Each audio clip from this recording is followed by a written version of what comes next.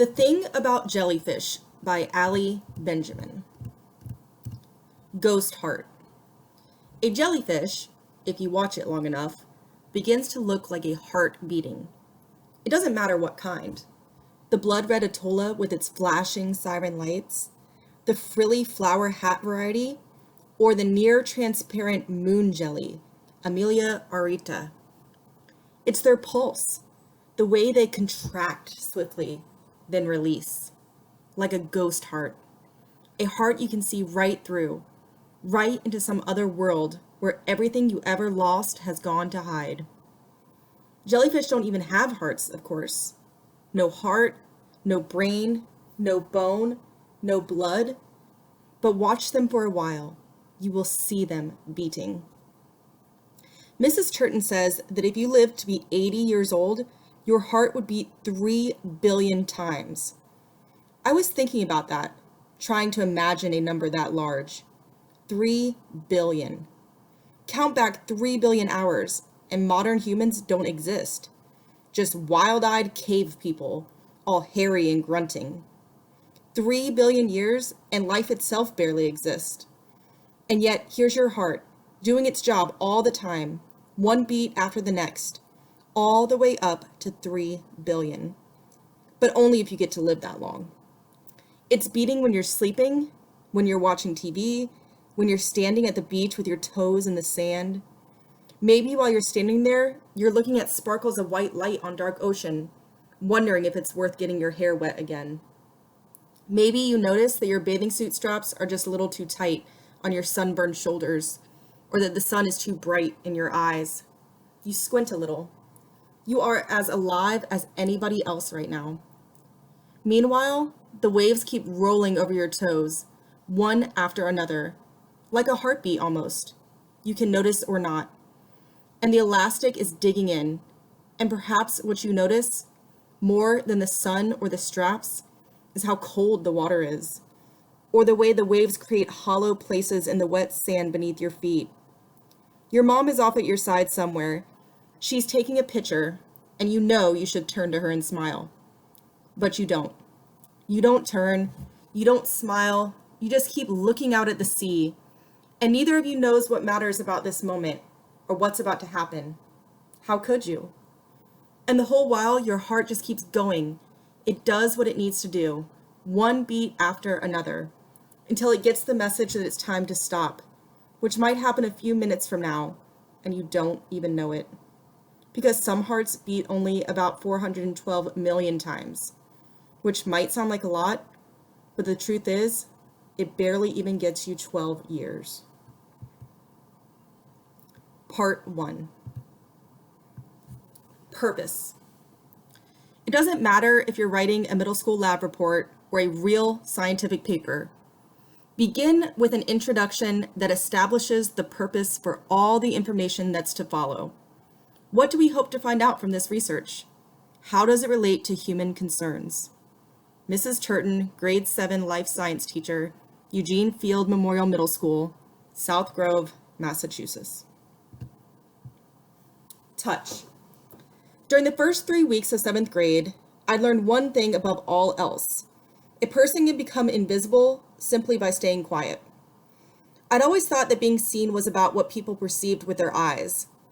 But by the time the Eugene Field Memorial Middle School made the fall trip to the aquarium, I, Susie Swanson, had disappeared entirely. Being seen is more about the ears than the eyes, it turns out. We were standing in the touch tank room, listening to a bearded aquarium worker speak into a microphone. "Hold your hand flat," he said. He explained that if we placed our hands in the tank and held them perfectly still, tiny sharks and rays would graze against our palms like friendly house cats. They'll come to you, but you have to keep your hand flat and very still. I would have liked to feel a shark against my fingers, but it was too crowded at the tank, too noisy. I stood in the back of the room, just watching. We had made tie-dye shirts in art class in preparation for this field trip. We'd stained our hands neon orange and blue, and now we wore the shirts like a psychedelic uniform. I guess the idea was that we'd be easy to spot if any of us got lost. A few of the pretty girls Girls like Aubrey LaValle and Molly Sampson and Jenna Van Hoos had tied their t-shirts into knots at their hips. Mine hung over my jeans like an old art smock. It was exactly 1 month since the worst thing had happened, and almost as long since I'd started not talking. Which isn't refusing to talk like everyone thinks it is. It's just deciding not to fill the world with words if you don't have to. It is the opposite of constant talking, which is what I used to do, and it's better than small talk, which is what people wished I did. If I made small talk, maybe my parents wouldn't insist that I see some kind of doctor you can talk to, which is what I would be doing this afternoon after today's field trip. Frankly, their reasoning didn't make sense. I mean, if a person isn't talking, if that's the whole point, then maybe the kind of doctor you can talk to is the very last person you should have to see. Because I knew what the kind of doctor you can talk to meant.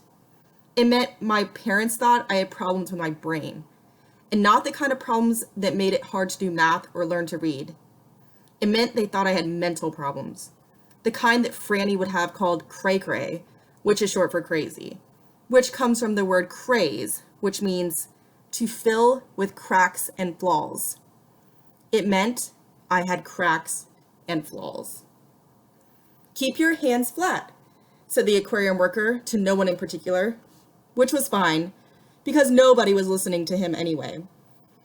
These animals can actually feel heartbeats in the room. You really don't need to wiggle your fingers.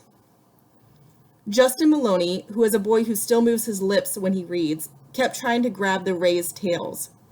His pants were so loose that every time he leaned over the water, I could see several inches of his underwear. I noticed his tie-dye was inside out. Another ray passed, and Justin reached in so fast that he splashed water all over Sarah Johnston, the new girl, who was standing next to him. Sarah wiped the salt water off her forehead and moved a few steps away from Justin.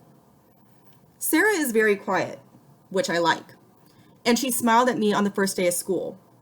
But then Molly walked over and started talking to her, and then I saw her talking to Aubrey at the lockers, and now Sarah's shirt was knotted at the waist, just like theirs. I pushed a clump of hair out of my eyes and tried to tuck it behind my ears. Miss Frizz hair, so impossible. It immediately fell back in my face. Dylan Parker snuck up behind Aubrey. He grabbed her shoulders and shook them. "Shark!" he shouted. The boys around him laughed. Aubrey squealed, and so did all the girls around her. But they were all giggling in that way that girls sometimes do around boys. And of course, that made me think of Franny. Because if she had been there, she would have been giggling too. I felt that sweaty, sick feeling then. The same thing I felt whenever I thought about Franny. I squeezed my eyes shut. For a few seconds, the darkness was a relief. But then a picture popped into my head, and it was not a good one. I imagined the touch tank breaking, the rays and tiny sharks spilling out all over the floor. And that made me wonder how long the animals could last before they drowned in the open air. Everything would feel cold and shrill and bright to them, and then the animals would stop breathing forever. I opened my eyes. Sometimes you want things to change so badly, you can't even stand to be in the same room with the way things actually are. In a far corner, an arrow pointed down a staircase to another exhibit, jellies, on the floor below. I walked over to the stairs, then glanced back to see if anyone would notice. Dylan flicked water at Aubrey, who squealed again. One of the chaperones walked toward them, already scolding. Even in my neon tie-dye, even with my Ms. Frizz hair, nobody seemed to see me. I walked down the stairs toward the jellies exhibit.